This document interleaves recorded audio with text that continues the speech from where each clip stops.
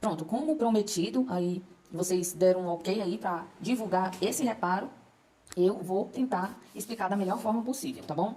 Esse notebook chegou, do 64G,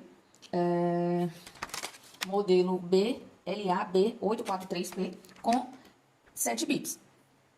Então, o que que acontece? Na tabela de erro da Dell, a gente já sabe, né? A gente, como técnico, que a gente tem experiência na bancada, a gente já sabe que o defeito de 7 bits é defeito de processador. Ok. Só que, quando eu coloquei na assimétrica, claro que eu pude injetar 19 volts, por quê? Porque estava dando os 7 bits, ela não, na entrada ela não, se ela estava dando os 7 bits e eu coloquei o carregador, é claro que eu coloquei o carregador, então os 19 volts eu já não tinha curto, então eu poderia sim, eu pude sim injetar os 19 volts do carregador, no caso da minha fonte assimétrica. Então, ela aparecia os 3 e 5 volts. A linha de 5 volts, ela ficou um pouco alternando, depois ela voltou ao normal. Fiz uma ressolda nas bobinas para ver. E estabilizou a linha de 3 e 5 volts, né? As bobinas de 3 e 5 volts. Tava as duas memórias do cliente. Quando eu tirei uma, não, aí ela tava, aí eu fui medir a bobina, né? Eu gosto de medir todas as resistências das bobinas. Então, quando eu retirei fiz a medida, quando eu retirei uma memória, ela voltou. Então, os 7 bits não tem nada a ver, porque o defeito talvez era na memória do cliente, né? E aí, não sei por que a Dell não detectou erro de RAM, né? Defeito de memória, e jogou logo defeito de processador. Ok.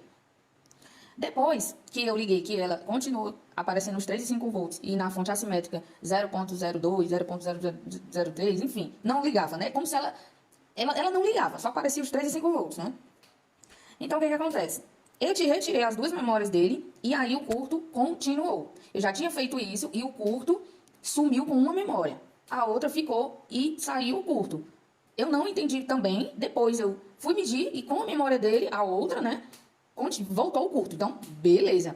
Então, eu já detectei, não, a gente tem um problema aqui no setor de memória. Aí, o que foi que eu fiz? Quando eu... Deixa eu pegar um lápis aqui. Fiz a medida na bobina, né? Não lembro qual lado, mas qualquer lado, enfim, deu curto, né? A gente colocando usar a escala de ohms, deu curto. Ok. Levantei a memória. Injetei tensão. Não, minto, desculpa, galera, desculpa. Então, o que que acontece? Geralmente, quando isso aqui dá problema, geralmente são os MOSFET de alta, mas eu não tinha curto no 19, e raramente os MOSFET de baixa, só que eu medi e ele deu ruim. Então, eu tirei ele, medi fora e ele estava normal. Voltei com ele, disse, não, vou fazer logo certo e vou levantar essa bobina, né? E vou injetar tensão nessa bobina. Então, deixa eu aumentar aqui pra vocês. Eu injetei tensão na bobina. E... Só um minuto, galera, só um minuto. Pronto, voltando aqui. Quando eu injetei tensão, é claro, galera, que se você injetar tensão na bobina, as duas pads conectadas, fica difícil de você encontrar, né? Então, Júlia, prefiro fazer assim, né? Levando a bobina, injeto tensão e vejo. Claro que eu vou injetar. Depois que a gente levantar a bobina, a gente vai medir a resistência de um lado e vai medir a resistência do outro. O que der curto, aí você vai injetar a tensão. Ah, eu vou injetar quanto? Aí você tem que trabalhar no esquema elétrico e saber até quanto essa bobina recebe, né? Mas para quem sabe aí, quem estuda aí bem na parte de esquema elétrico, sabe que essa placa aqui, ela é 1.35. Então eu sei que eu não poderia injetar mais de 1.35. Até no próprio esquema aqui diz. Né? Mas é claro que eu não injetei isso, até porque quando eu fui injetar, que eu coloquei, eu nem cheguei a 1 volt, coloquei 0.02, né? Peraí, deixa eu ver aqui. Foi 0.02 e a minha amperagem, ela subiu. Então, com a ajuda da minha câmera térmica, eu vou estar colocando aí as imagens aí, vou tentar fazer uma edição aqui nesse vídeo. Então, com a ajuda da câmera térmica, eu detectei que esse capacitor aqui esquentou. Deixa eu ver se eu consigo dar um zoom aqui. Eu tenho que melhorar aqui essa câmera, galera. Aqui, ó. Quem é ele? Bom, eu não sei, porque eu não baixei o board view. Nesse caso aqui, como eu não tenho uma referência dele, né? E nem procurei aqui o board view, porque até o momento eu não precisei, né? Eu conseguia, porque dava pra ver aqui, por exemplo, eu tava mexendo na bobina PL 4902, então tudo isso já tem no esquema elétrico. Só que existe placas que não tem tudo. Você vê que tem capacitores aqui, ó, que não tem dizendo que capacitor é. Mas enfim, ele aqui, no mínimo, é na linha de memória. Então eu retirei ele. Já tinha voltado com o MOSFET aqui e o curto saiu. Beleza, não é tanto que só tá com a memória aqui do cliente, eu vou até colocar outra lá que eu suspeitei. Então, voltei com a bobina no local, né? Soldei ela, ressoldei ela aqui de novamente e liguei o notebook e o notebook deu vídeo. Então, agora a gente vai passar o orçamento para o cliente, vou repor aqui o capacitor, né? E aí o cliente aprovando, a gente não entrega equipamento assim, galera, a gente não entrega de jeito nenhum, ó. A gente faz toda a limpeza dela, certo? Eu vou até mostrar aqui para vocês, eu vou tirar aqui esse dissipador.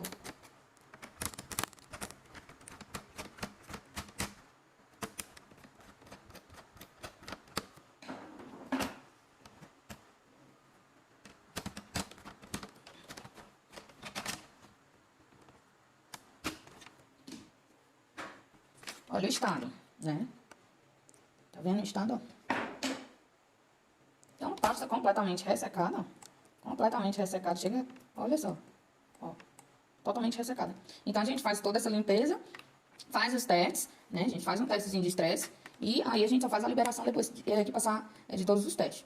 Então, o vídeo é isso, galera. Espero que vocês tenham gostado aí.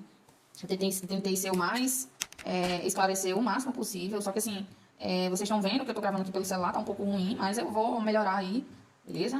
Vou estar comprando aí uma câmera boa pra mim estar gravando aí na bancada, o passo a passo, abrindo não, porque na verdade não sou eu que abro, já vem a placa pra mim. Mas pode ser que eu comece a abrir aqui, né, pra vocês verem, ficar vendo o passo a passo. O notebook não ligou. Como a Júlia faz todo o passo a passo, eu vou estar gravando aí pra vocês, pra estar ajudando a vocês aí na bancada, tá bom? Valeu, obrigado. Estou em tratamento completa.